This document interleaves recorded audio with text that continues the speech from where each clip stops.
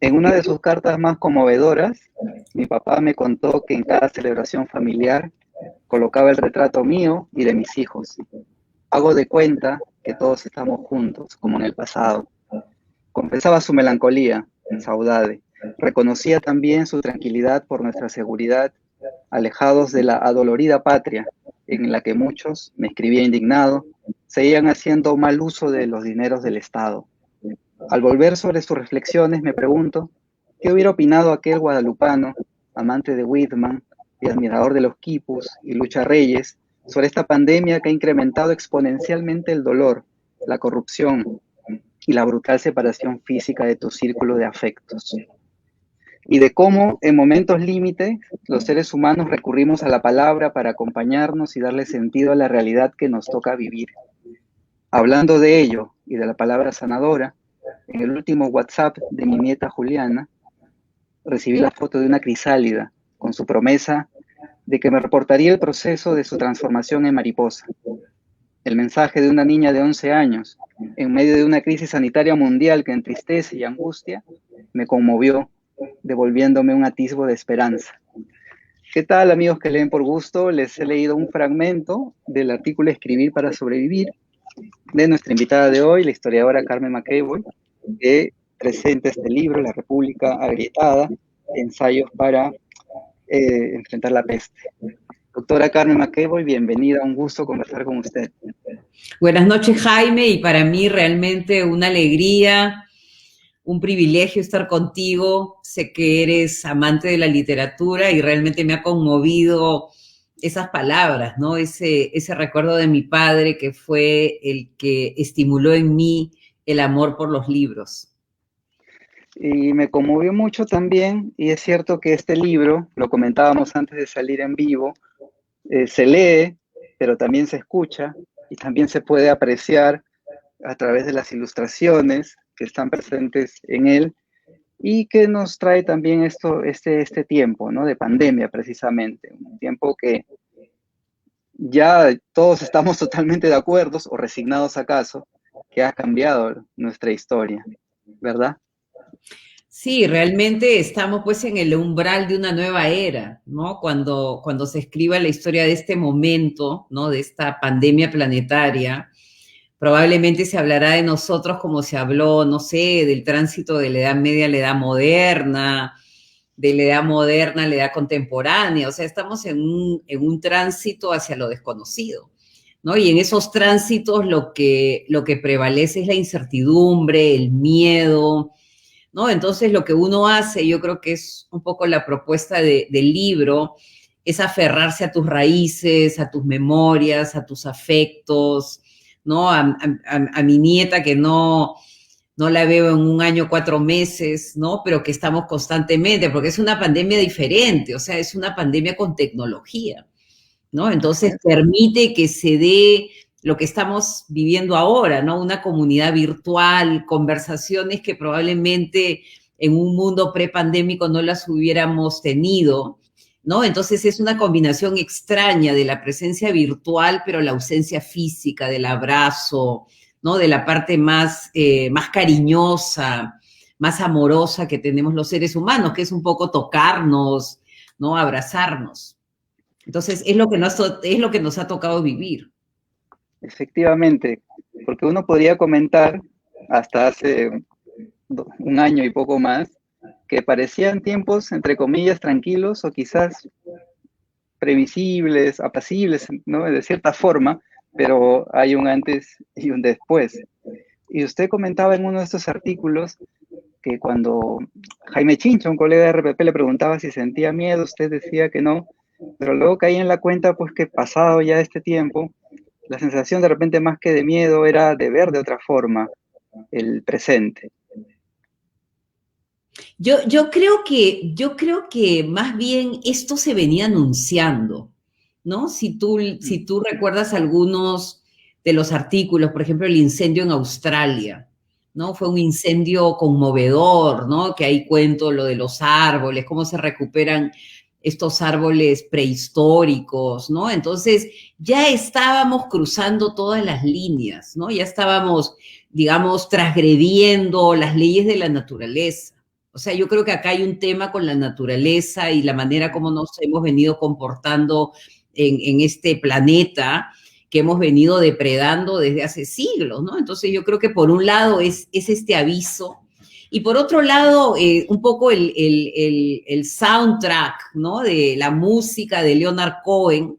Leonard Cohen ya también lo venía diciendo, ¿no? Leonard Cohen venía hablando de la violencia, del maltrato que nos estamos infringiendo entre los seres humanos, la ambición desmedida. Entonces yo creo que ya el contexto se va creando para esta situación límite que estamos viviendo, ¿no? Pero por otro lado, cuando inocentemente en el programa que yo llego para una conferencia en Lima, que fue el mes, justamente me quedé para el primer confinamiento, y él me pregunta, ¿tienes miedo? Digo, no, porque soy ignorante, soy totalmente ignorante de lo que va a venir, ¿no? Había un solo infectado. Imagínate todo lo que ha venido pasando, digamos, el horror que hemos tenido que vivir, ¿no? Entonces uno dice que no, porque no sabe, no ha vivido estas circunstancias tan catastróficas, ¿no? Que estamos viviendo ahora. ¿Y cuál ha sido para usted el momento más crítico o más tenso, de más hartazgo en este tiempo de pandemia? Yo creo que el alejamiento de mis hijos y de mis nietas, ¿no? Ese ha sido para mí lo más doloroso. Nosotros tenemos una vida somos muy unidos. Siempre estamos, la última vez que nos vimos fue para después de Año Nuevo, pasamos el Año Nuevo juntos, tomamos desayuno y nos dijimos unos a otros, el próximo mes o para comience la primavera, y uno se da cuenta, ¿no? Lo frágil que es la vida, digamos, los seres humanos, el poco control que tenemos, ¿no? Y yo creo que la lección es de cada momento es muy valioso, ¿no? Con los seres queridos, con los amigos. Otra situación difícil ha sido no poder volver al Perú, ¿no? No volver a la punta, que es, digamos, una de mis Patria anclas. chica, su Y patria de chica. mi patria chica, ¿no? Es mi distrito donde yo crecí, donde yo me formé. Entonces, hace un año, 4 meses que no estoy en mi punta, que no veo el mar, que no veo la isla San Lorenzo. Entonces, eso es doloroso, ¿no? La separación de los lugares queridos y de los seres queridos, ¿no? Básicamente es lo más doloroso y la muerte de los seres queridos, porque se ha muerto una prima, amigos, ¿no? Entonces es un proceso muy, muy triste y sin salida, digamos, cercana. Para quienes nos están escuchando y viendo, en la República Agrietada, uno lee, es cierto, algunos artículos que la doctora McCabe ha publicado en El Comercio. Hay otros artículos también recogidos en algunos textos, pero la división es muy interesante porque hay desde esta memoria, de esta revisión de la historia personal, este recuerdo, esta evocación a sus padres. Es más, el libro está dedicado a su familia, empezando por sus padres, y también esta visión temática, ¿no? De todos estos temas que hemos ido revisando desde la naturaleza, este encuentro con los bosques, con los árboles, la propia historia del Perú, ¿no? Y ahora en un momento en la actual, usted también preside la comisión sobre el Bicentenario de la Independencia, ¿no? Y nos toma en un momento particular. Y otras temáticas también, homenajes a historiadores, maestros, temas pendientes también como la mujer. Este libro, además de leer, se puede escuchar. Yo le comentaba a la doctora McCabe cuando estaba leyendo esta evocación sobre la muerte de su madre, yo seguí con el playlist de tangos de Miguel Caló, ¿no? Entonces uno va leyendo y utiliza códigos QR, por cierto, para que sepan cómo funciona lo de la lectura y también lo de escuchar música, ¿no? Entonces es un proyecto, digamos, que tiene textos, también ilustraciones, ¿no? Voy a mostrar una de tantas, si es que se ve un poquito. Ahí está. Y entonces es lo que también mantiene atrapado, y también vínculos a videos sobre conferencias, digamos, que amplía el artículo. La extensión, naturalmente la extensión en los diarios es muy tirana, 700 palabras o a veces menos, ¿no? Entonces ahí hay una corrección. Sí, Y yo quisiera mencionar al ilustrador, ¿no? Ujú. Es un artista joven, Giovanni Tazza. Él es pintor de Bellas Artes, graduado en Bellas Artes, ilustrador de mis columnas en El Comercio, además de músico, ¿no? Entonces retomamos el contacto en la pandemia, ¿no? Lo que ocurre en el tiempo de la pandemia es muy interesante, ¿no? Porque se superponen los tiempos, ¿no? Entonces vienen los recuerdos, viene el círculo de afectos que uno reactiva. Entonces, en una conversación con Giovanni, un poco le dije, ¿no? Estoy pensando en hacer este libro y me encantaría que tú me ilustraras las secciones. Porque él me había ilustrado las columnas que yo escribía para El Comercio. Entonces decidimos, y yo comencé, como dices tú, es una organización que no sigue una lógica, ¿no? No es una lógica. Después lentamente ha ido encontrando, digamos, su lógica, porque yo a Giovanni le iba pasando lo que iba escribiendo, que eran la base en las columnas, pero también escribí por cuestiones muy coyunturales. Por ejemplo, las repúblicas también se suicidan, Ujú. ¿no? Porque leí unos textos sobre la República de Weimar y me interesó. Por ejemplo, la República Cocodrilo, a raíz de lo que ocurrieron todos estos levantamientos de los trabajadores agrarios, agrícolas de la costa peruana, por todo el tema de la explotación y de la lucha por sus derechos. Entonces, como que cada coyuntura iba sumando y yo se las iba mandando a Giovanni y Giovanni se encargó de organizarlas con su mente de artista, ¿no? Entonces decidimos que pandemia era primero, que después iba a identidades, como que se va construyendo el libro, ¿no? Parte de la pandemia y como tú dices, es una suerte de viaje, ¿no? Es un viaje Sí. primero a mis memorias, hay unas reflexiones sobre La Puntas, que es un lugar que es para mí muy importante, sobre Suani, donde vivo, sobre Irlanda, sobre mi abuelo que viajó a Panamá. Entonces como que se va concatenando y va encontrando su propia lógica, que no es necesariamente la que se ha planteado, ¿no? Entonces es como que quería un poco reforzar esta idea de la superposición de los tiempos y yo creo que un poco se ha logrado. Y lo que dices de mi mamá, de esa columna, que fue una columna del Comercio, Un año sin Lida, ¿no? Es Ujú. cuando yo regreso y paso el último verano con ella, y mi mamá pues era una gran amante, una gran bailarina de tangos, y le encantaba la orquesta de Miguel Caló. Y ahí aprendí yo a amar esos tangos, ¿no? Porque cada vez que los escucho la recuerdo, cómo se ponía contenta, ¿no? Entonces, o mi papá, ¿no? Con los quipus. Mi papá Ujú. era un gran admirador de Carmencita Montoro, ¿no? Entonces como que han ido aflorando mis recuerdos en pandemia y un poco lo propuse a Planeta, ¿no? Pongamos QRs y tratemos de ir combinando la música con algunas conferencias también que di y que Ujú. quedaron ahí para un poco para que queden en el recuerdo, ¿no? Y que van conversando con el texto, ¿no? Entonces al final ha salido algo, me parece novedoso, ¿no? Que un poco para las nuevas generaciones, algo así como multimedia, y un poco con la ayuda de Giovanni, ¿no? Yo creo que con Giovanni hemos Ujú. tenido una conversación intergeneracional que ha permitido que esto se cristalice. Así es, ciertamente es un libro muy personal. Usted como historiadora ha hecho indagaciones muy minuciosas sobre la República, sobre las elecciones, ¿no? En el siglo XIX.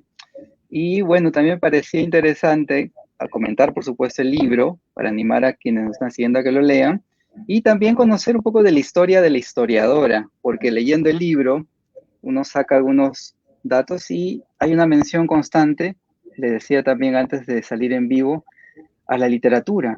Hay un Mm, epígrafe de José Emilio Pacheco, el propio Leonard Cohen que abre el libro, la exacto. mención a su padre, ¿no? Leí una cita que, cuando usted menciona que él era lector de Graham Greene.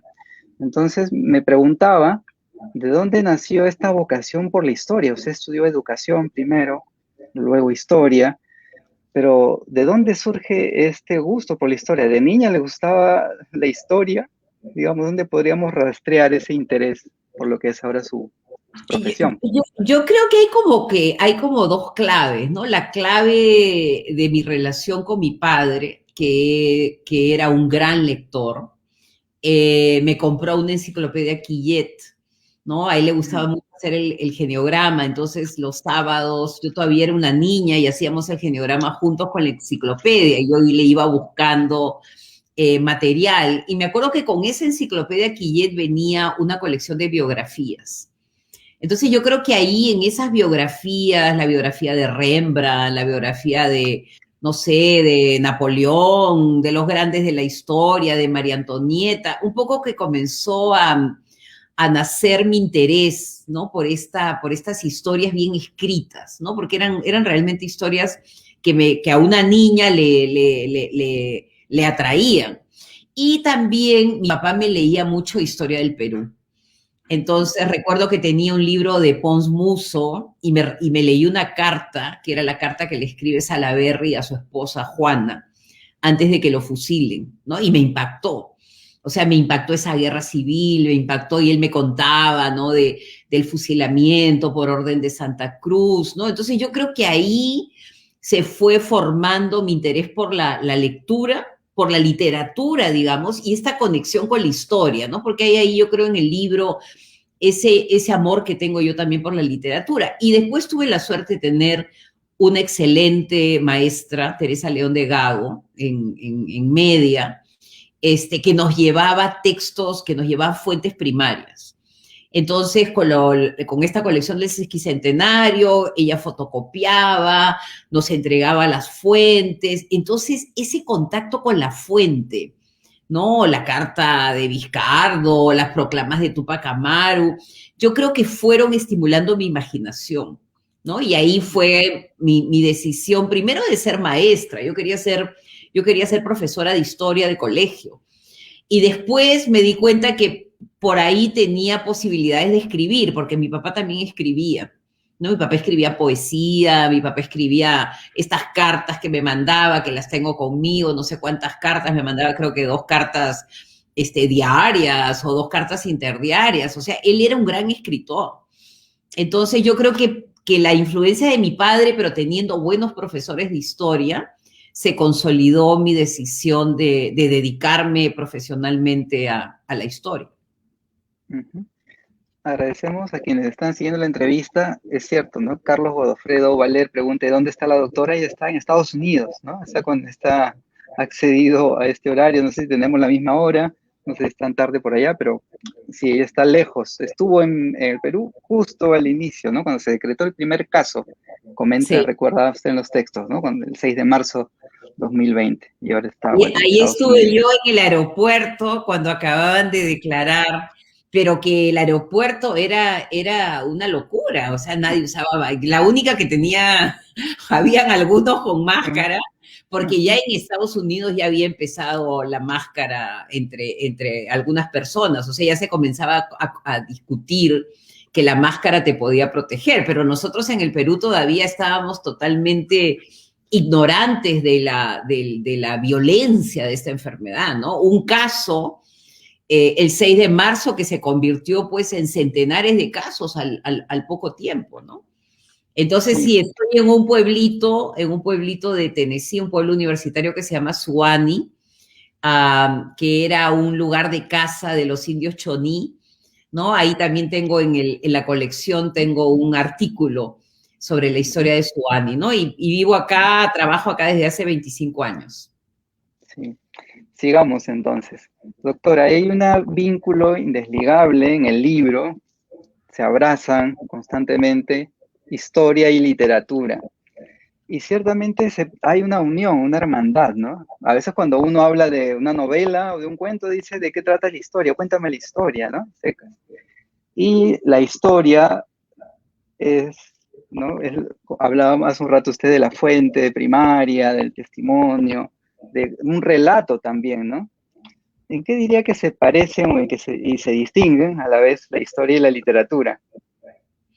Bueno, yo creo, a mi historiador favorito, al que le tengo un gran cariño entre los que hago homenaje, ¿no? Hay una sección que se llama homenajes, ¿no? Y él hago un homenaje a Basadre, a Macera, Le hago un homenaje al doctor Paniagua, que también tenía interés por la historia. Pero mi maestro, para mí, el historiador que más admiro es Raúl Porras, ¿no? Y yo creo que Raúl Porras tenía esa virtud, ¿no? De combinar el conocimiento, porque era un gran investigador, pero con una buena prosa, ¿no? Algo que también va a ocurrir con Alberto Flores Galindo, ¿no? Que es un gran investigador, pero que logra encontrar el ritmo en la prosa para atraer al lector, ¿no? Para atraerlo a la historia, para meterlo en la narrativa y hacerle sentir que él está participando, que él es un participante más. Entonces yo creo que eso ha sido algo que yo siempre he tratado de mejorar, ¿no? Mi prosa, el ritmo, ¿no? La manera como voy incorporando a los personajes. Y yo creo que la influencia de Porras está ahí, ¿no? Y yo creo que Porras ha tenido una influencia en muchos historiadores peruanos. Hay novelas históricas o hay obras literarias que se remontan a un momento histórico, real, ¿no? Pero que a través de la ficcionalización logran una conexión también con el lector, ¿no? Hay novelas históricas, podríamos citar varias, quizás hace unos años salió una novela sobre Tupac Amaru, de Omar Aramayo, por ejemplo, ¿no? Y hay estos textos también de esta biografía novelada de Grau, ¿no? De Guillermo Sondheim. Digamos que hay, ¿no?, una manera de acercarse a un hecho real. O también en otro lenguaje, recientemente, y ahora cuando llegó a la plataforma de Netflix con mucho más éxito, El Último Bastión, ¿no? Claro. Que dramatiza un hecho real, ¿no? Y conecta, digamos, de alguna manera, porque está la historia documentada. También tengo entendido que ahí se basaron en un ensayo suyo sobre Faustino Sánchez Carrión, sobre Monteagudo, también para construir la trama, ¿verdad? ¿No? Como es otra manera de acercarse a la historia real. Exacto. Uno de mis libros favoritos, y no sé si ahí lo menciono, es Memorias de Adriano, ¿no? De Marguerite Yourcenar. Entonces yo creo que ella es una maestra en eso, ¿no? Porque a partir de la reflexión sobre la precariedad de la vida, ¿no? Sobre lo que significa darte cuenta de que tu tiempo va terminando, ¿no? Adriano nos abre todo un mundo, ¿no? El mundo del Imperio Romano, ¿no? Lo que significa ser un emperador, ¿no? Un emperador que es la autoridad suprema. Entonces, a mí me gusta esa escuela, ¿no? Esa escuela en la que has hecho mucha investigación, pero que al mismo tiempo estás tocando temas fundamentales, existenciales, ¿no? Como lo que está ocurriendo en este momento, ¿no? La pregunta fundamental, ¿valió la pena mi vida? O sea, ¿qué hice yo con mi vida? ¿No? Yo creo que es un poco lo que menciono en la introducción, ¿no? Que nunca nos hemos hecho esa pregunta o no nos las hacemos a menudo porque no tenemos a la muerte, si bien es cierto que sabemos que somos mortales, pero nunca hemos tenido a la muerte tan cerca como en esta oportunidad, ¿no? Porque se han ido muriendo amigos, digamos, el aislamiento, ¿no? Te ha permitido. Entonces yo creo que Memorias de Adriano es un libro extraordinario, es un libro como para volver a leerlo ahora en pandemia, ¿no? Porque es una reflexión sobre la muerte, pero también es una reflexión sobre la vida. Entonces yo creo que esos grandes temas filosóficos, existenciales, pueden ser tocados en un relato histórico y al mismo tiempo iluminarte, ¿no? Sobre las grandes preguntas que se han hecho los seres humanos desde que habitamos este planeta, ¿no? Que son preguntas aún relevantes, ¿no? Es la pregunta fundamental. O sea, ¿qué hice yo con mi vida? ¿Valió la pena vivirla? Y si tuviera un tiempo extra, ¿qué haría con esa vida, no? Entonces yo creo que es algo que es realmente fascinante y las grandes plumas, los grandes literatos son capaces de captar, como lo hizo Shakespeare también en su momento, ¿no? Encontré una frase del filósofo e historiador alemán Friedrich von Schlegel, ¿no? Dice, el historiador es un profeta que mira hacia atrás. Y me preguntaba, y le traslado la inquietud, ¿qué rol cumple el historiador, ¿no? ¿Qué papel juega? la historia nos la han contado, la hemos leído, y la seguimos a veces padeciendo, ¿no? Es como si el historiador ya nos hubiera anunciado lo que pasaba desde el Bueno, presente. James Joyce tiene esa frase, ¿no? La historia es una pesadilla de la que me quiero despertar, ¿no? Sí, el Entonces, Ulises. la historia del ser humano en el planeta está pues llena de tragedias, ¿no? Yo creo que lo que afrontamos y a veces lo tratamos de evadirlo es nuestra mortalidad. O sea, es este final inevitable, ¿no? Entonces, desde ahí ya estás confrontando aspectos difíciles, ¿no? Con los que vas a tener que ir lidiando a lo largo, y aparte todos los afectos que vas a ir perdiendo, ¿no? A lo largo de tu vida. Entonces yo creo que el historiador, no sé si tiene que ser un faro o un profeta, pero el historiador lo que va viendo son como las tendencias, ¿no? Ahora estoy escribiendo con un colega un libro sobre la independencia, ¿no? Y nos interesa mucho la primera década, ¿no? Un poco estás hablando del último bastión, la primera década, ¿no? ¿Qué cosa pasa en la matriz, ¿no? En la matriz constitutiva del Perú, ¿no?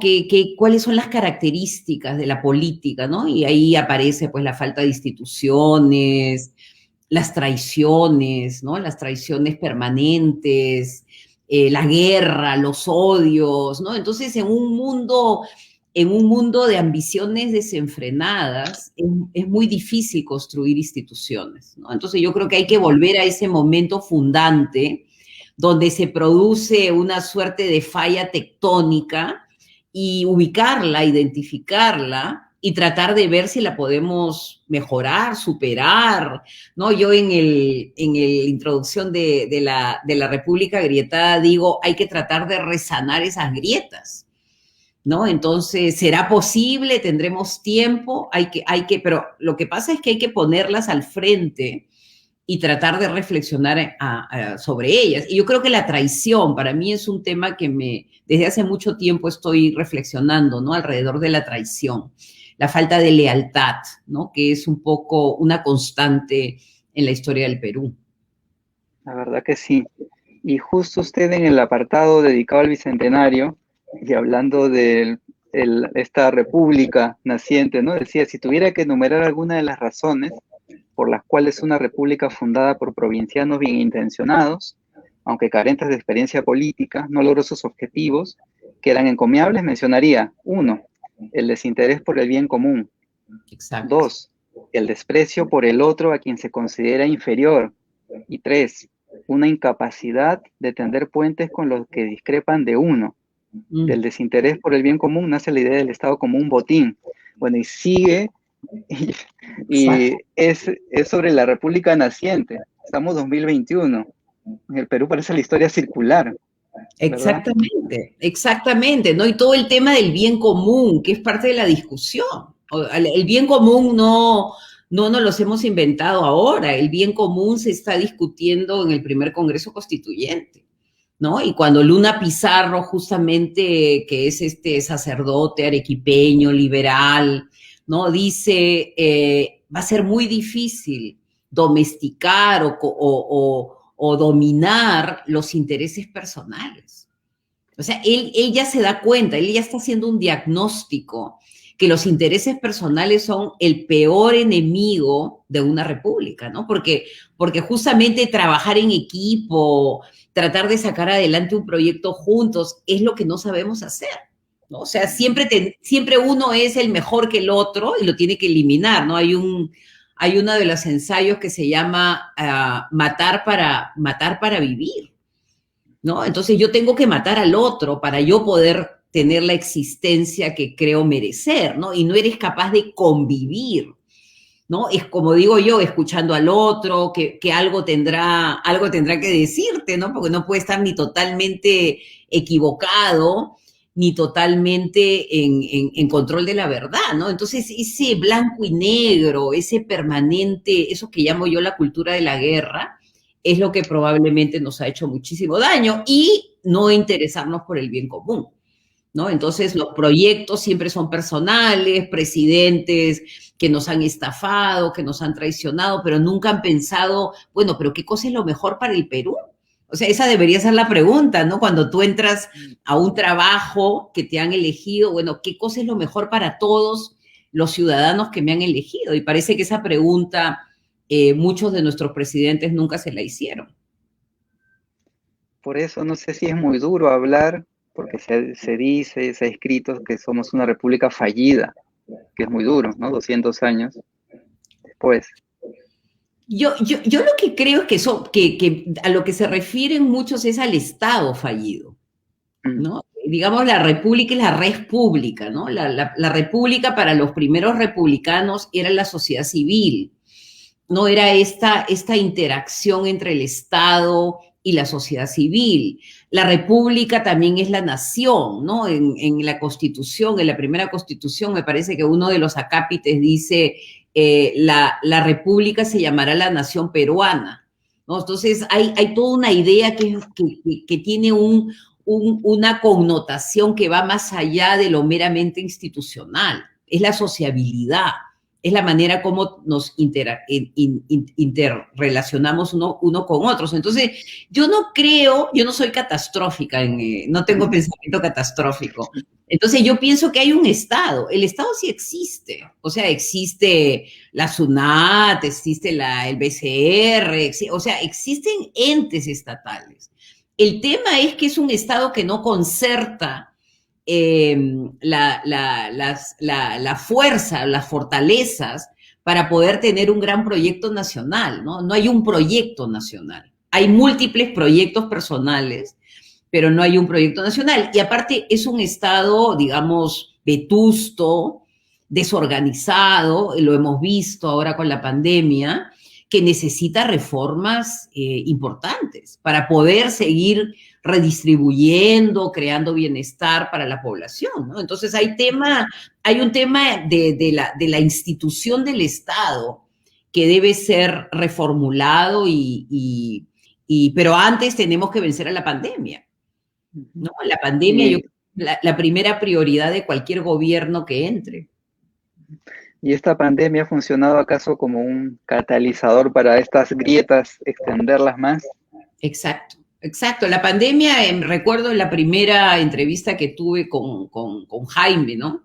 En esa que me pregunta, ¿tienes miedo? Y la discusión seguida, o sea, siguiendo esa primera pregunta de sorpresa fue, no tenemos agua. O sea, hay una buena parte de la población peruana que carece de agua. Y en ese momento, si tú recuerdas, hay que lavarse las manos.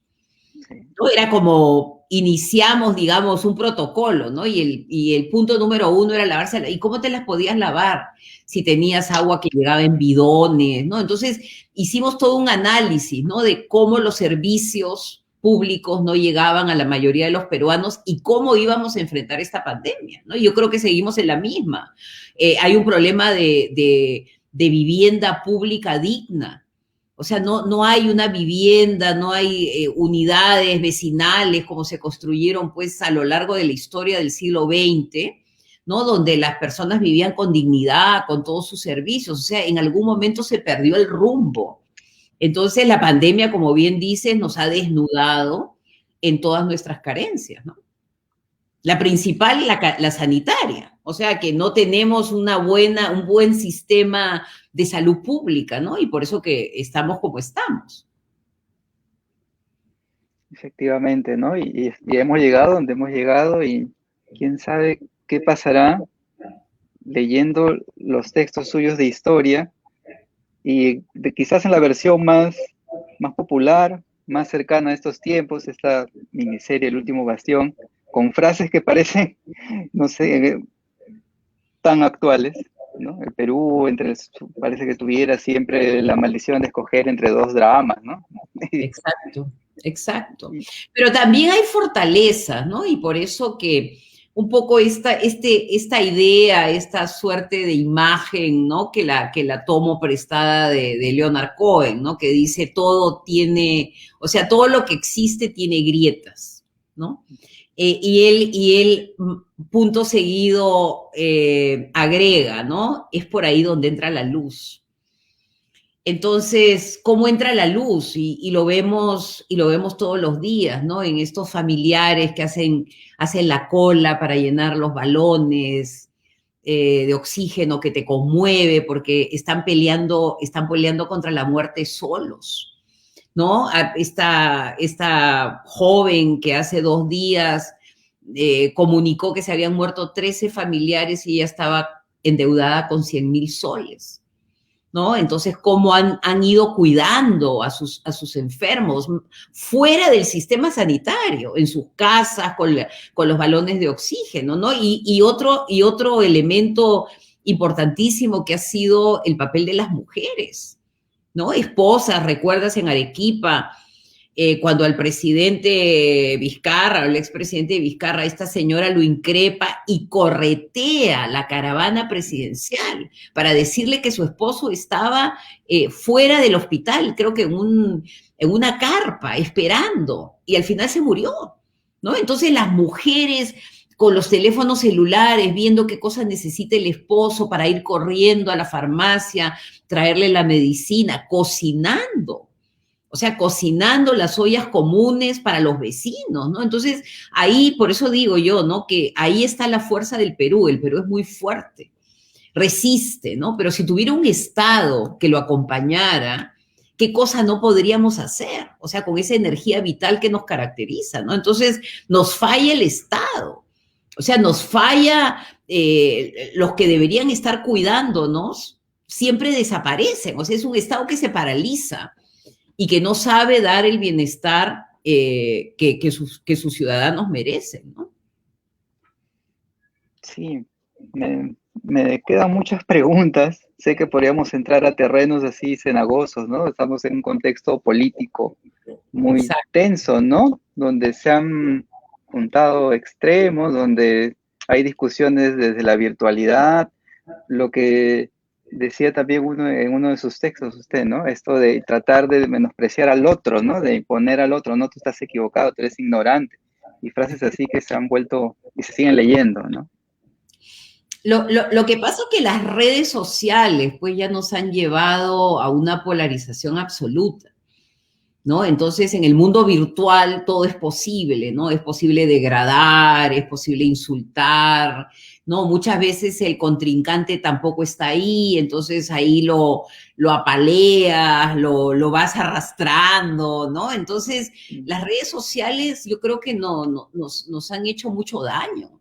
¿No? Esta intensidad, esta vorágine, ¿no? En la que se está viviendo esta campaña, donde se están peleando amigos, familiares, ¿no? Yo estoy un poco, digamos, estoy en el Twitter y algunas veces publico cosas, pero como que no participo en estas peleas, ¿no? Porque siento que no te llevan a ningún lugar, ¿no? Entonces, yo creo que eso ha ido exacerbando esta polarización y esta cultura de la guerra que nos caracteriza, ¿no? Entonces, tratar quizás de ir al silencio, estar cerca de la naturaleza, que es algo que celebro en una de las secciones del libro, ¿no? Los animales, la naturaleza, el silencio, ¿no? Yo creo que eso te desintoxica de las redes, ¿no? Y un poco para dar el atisbo de esperanza, termino con esta pareja de provincianos,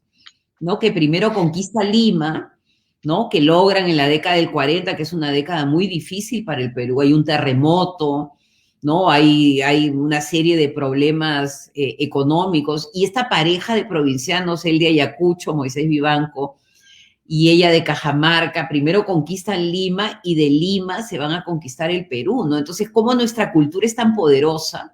¿No? A pesar de las críticas que le hace Arguedas y los puristas, digamos, ellos salen a conquistar al mundo llevando al Perú, ¿no? Al Perú portable, ¿no? Con ellos, ¿no? Y eso es maravilloso, y ahí están las canciones de ella en la Unión Soviética, en Hollywood, ¿no? Es realmente un orgullo para el Perú esa pareja, ¿no? Porque yo los trato como una pareja, no solamente es ella, sino es él, ¿no? Con su capacidad como agente, ¿no? De empresario, ¿no? Es un empresario provinciano que la lleva a la cúspide del éxito. Doctora Carmen McKay, bueno, agradeciéndole nuevamente aceptar esta conexión a esta hora desde Estados Unidos. Quisiera que cerremos al estilo Lee por Gusto. Esta es una página de libros y en La República Agrietada hay menciones a poemas de Ejelson. Hablábamos de Leonard Cohen, poeta también, cantante, pero poeta, José Emilio Pacheco. Y me gustaría que nos cuente cuáles son sus 5 libros favoritos y que nos pueda hablar brevemente de cada uno. No tienen que ser de literatura, no tienen que ser todos de historia, tienen que ser libros que para usted sean muy importantes, muy significativos. Memorias de Adriano es probablemente uno de mis libros favoritos, ¿no? Por esto que comenté sobre cómo Marguerite Yourcenar es capaz de poner a un personaje en la historia de un imperio. Otro libro y un autor que me impactó, ¿no? Y que lo sigo leyendo es Erich Fromm, El arte de amar, ser y tener, ¿no? Son ensayos, justamente El miedo a la libertad, que son ensayos en que prácticamente está como mirando a nuestra crisis de civilización, ¿no? Entonces, ese probablemente sería un segundo libro. Un tercer libro, pienso yo en las obras de Porras, ¿no? El oro del Perú es una joya, ¿no? Cuando él cuenta, ¿no? Lo que significa el oro, ¿no? Lo que significó para este imperio, pero al mismo tiempo cómo esta parte de la riqueza es nuestra debilidad, ¿no? Entonces yo diría que Porras con sus obras. ¿Qué otro libro importante me ha marcado? Probablemente de mi juventud, Mujercitas, ¿no? Que la leí cuando era una adolescente y me pareció un libro sobre la fortaleza de las mujeres, sobre esta suerte de sororidad, ¿no? Y me encantó. Y quizás el quinto serían las poesías de José Emilio Pacheco, ¿no? Yo creo que tú hablabas de la clarividencia, ¿no? Yo creo que esas horas altas que pongo ahí, ¿no? Porque tiene mucha poesía, tiene poesía incluso sobre la historia, ¿no? Muy crítico, ¿no? Muy crítico de todo lo que ocurrió en México, ¿no? Digamos, la traición de la Revolución Mexicana. Pero yo creo que José Emilio Pacheco proyecta una clarividencia, ¿no? Porque en horas altas, justamente, que es el poema con el que inicio el prólogo, él parece que está viendo lo que estamos viviendo, ¿no? Creo que dice camino ciego a través del fuego, ¿no? Entonces, voy a leer por ese gusto. Sí, Dice, a ver ¿no? si la puedes leer, es realmente impactante, aparte que se superponen los tiempos, a ver, léela, tú la tienes a la Sí. mano. Horas altas de José Emilio Pacheco. En esta hora fugaz, hoy no es ayer, y aún parece muy lejos la mañana. Hay un azoro múltiple, extrañeza, de estar aquí, de ser, en una hora tan feroz que ni siquiera tiene fecha. ¿Son las últimas horas de este ayer o el instante en que se abre otro mañana? Se me había perdido el mundo y no sé cuándo. Comienza el tiempo de empezar de nuevo. Vamos a ciegas por la oscuridad. Caminamos sin rumbo por el fuego. José Emilio Pacheco, Horas altas. Impresionante. Impresionante.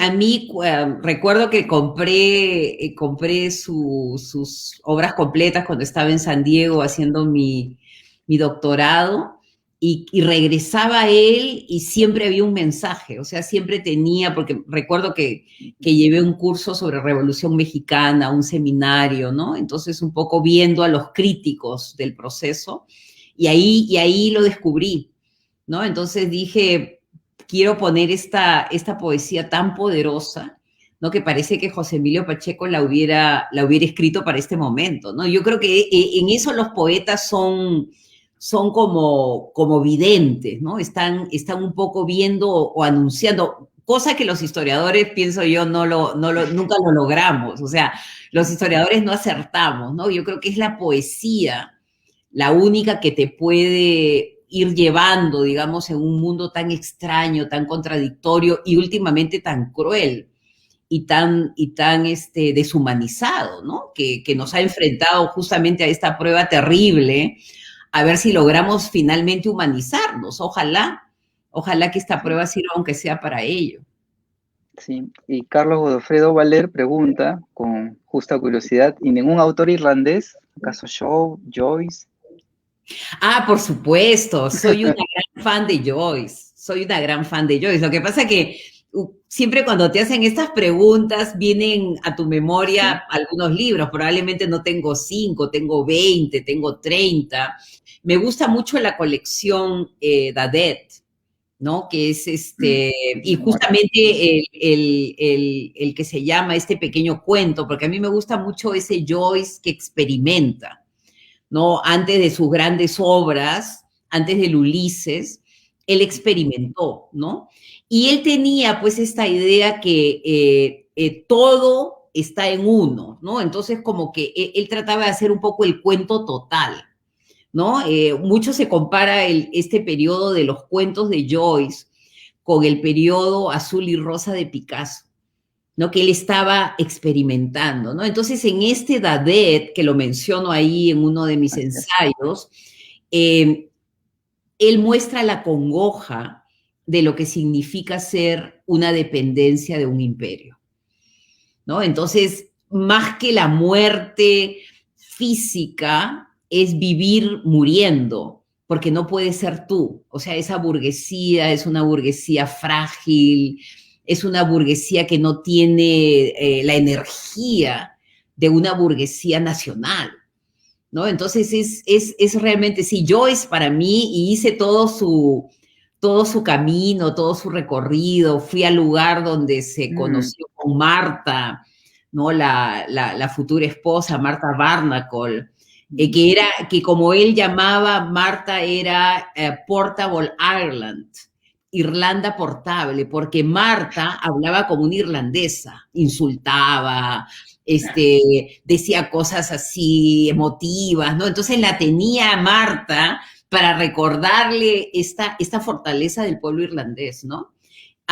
Y después me gusta mucho la poesía irlandesa. La poesía irlandesa también es muy linda, muy profunda, muy aferrada a la tierra, a la naturaleza, al momento, ¿no? Entonces podría hablar de muchas obras, pero para la pregunta, por supuesto que Sí. Joyce es un gran autor, ¿no? Y Joyce innova, o sea, Joyce innova el lenguaje y Joyce introduce a Irlanda a la literatura universal, ¿no? Cosa que es su mayor contribución.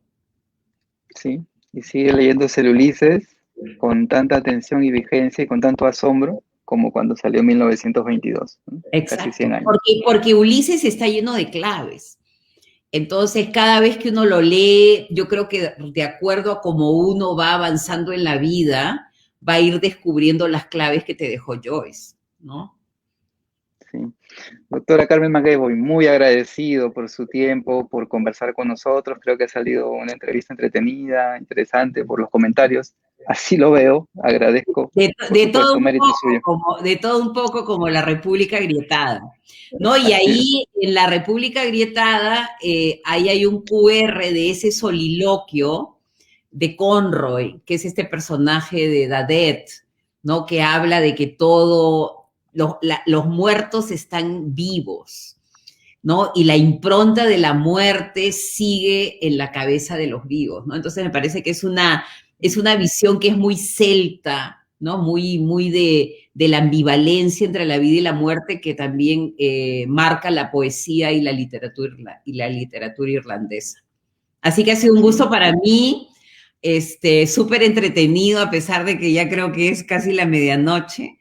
Pero muchísimas gracias y realmente aprecio que hayas leído el libro y que el público pues también tenga la oportunidad de leerlo, porque yo considero que es un libro que he tratado de innovar, pero he tratado también de abrir diferentes maneras de entender la historia, la literatura y sobre todo el tema de la memoria, ¿no? Yo creo que ahí está muy latente el tema de la memoria y el tiempo, ¿no? Yo creo que para los historiadores que trabajamos con el tiempo, este tiempo es muy importante, ¿no? Yo creo que se refleja en la manera como he ido tratando cada uno de los artículos.